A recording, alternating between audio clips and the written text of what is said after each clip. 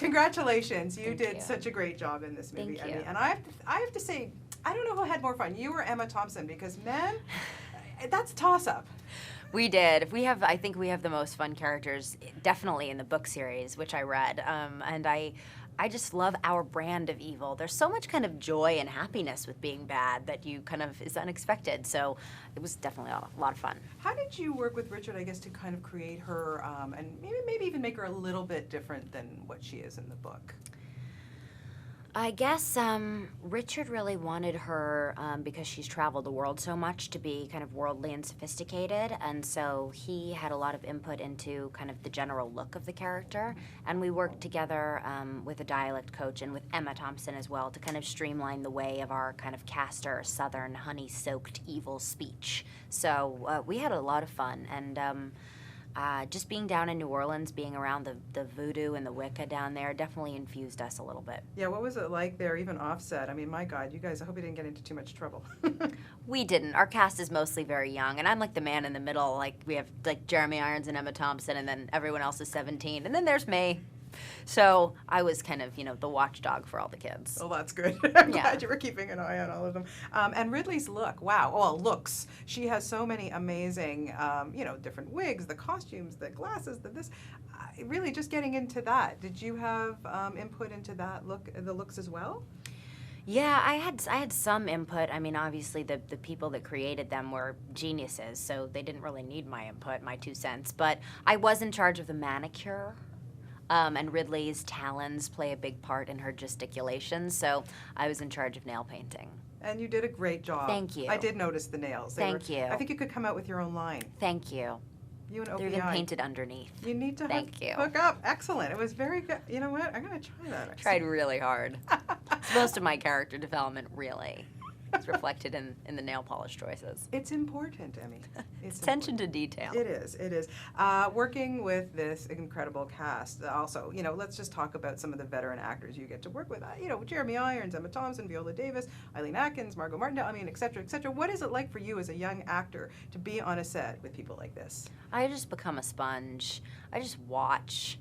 Like I'm invisible in the corner. I just watch everyone and watch what they do and watch how, especially with our British actors, watch how they inject humor into places you wouldn't expect. And I think that's what sets our movie apart, too. It's so funny in places, and I really loved how they added that. And working with, Alice and Alden as well, what was it like to, do scenes with them? I think that Alan, I've combined them into one. Alice and Alden are amazing actors. They are natural, and they have these emotional reserves that you wouldn't expect. They're sophisticated and smart and well-read, and I think it's wonderful that their characters are smarter than most movies depict teens, because I think adolescents and teens are so much more smart than we depict them usually. And these are kids who are into Bukowski and into reading and into traveling the world, and I think that that's really cool. Yeah. What do you think it is about the book that have created such a fan base? What is it about the story that you think people hooked into? I read all of them. They're really fun. The characters are dynamic. They're fun. It's adventurous, and you're really drawn into how much it's narrated from the boy's point of view, and he is in love with this woman who has all this power. So I think it's kind of a role reversal, because you see the women in this Duquesne family, my evil character included, are the most powerful women in the whole world, and you're seeing them rescue the men.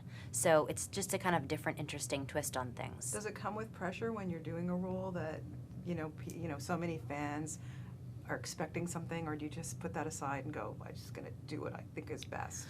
I tried to, that's why I wanted to read all the books, because I wanted to have the same kind of knowledge base as the fans, and kind of develop her spirit from that place of the novels. It always comes with pressure, because you want to do it justice, and this character looks different than the way she's described in the book. So for me, it was a risk in a certain sense, but I hope they embrace her, and I tried to keep with the spirit of who she is in the novels. Do you find her relatable a little bit? Because in the beginning, obviously, she's good, and then, her caster thing is that she gets sucked into the evil. But when you look at it and you really kind of analyze it, a lot of kids, if they feel out of out of it or cast off or whatever, they could tend to go that way when they turn into their teens. It's interesting to think about it. I think my character is, although she's evil and she's gone to the dark side, she's an outcast from her family. And even though she's a badass and she's glamorous and always done up in the best fashions, she still feels like this wounded teen who isn't loved by her family. And that's this amazing depth of anger and evil comes from. It's kind of fun. Yeah, it looked like a lot of fun.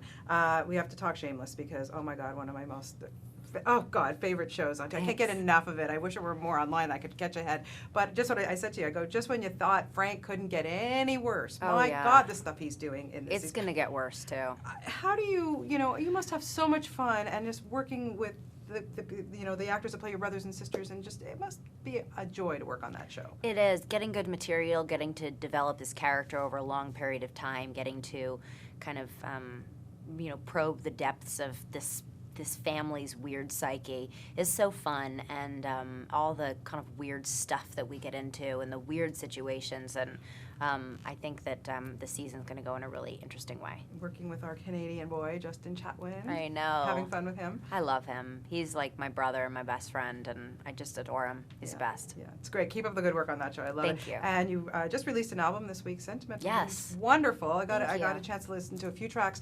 Wow. It was, five years or so since your first album came out. So why now? Why finally? I'm glad that you finally did it. Well, a combination of I always wanted to make a record of the music that I grew up with, these kinds of standards, Frank Sinatra, Bing Crosby songs, and also being down in New Orleans shooting this movie, hearing all the street music and kind of getting inspired by that as well. So I made it. Yeah, well, good for you. And Thank coming you. up next, we're going to see a film from you.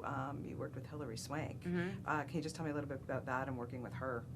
It was a great experience. It's also based on a book called You're Not You, and she plays a woman with ALS, and I play her live-in caretaker.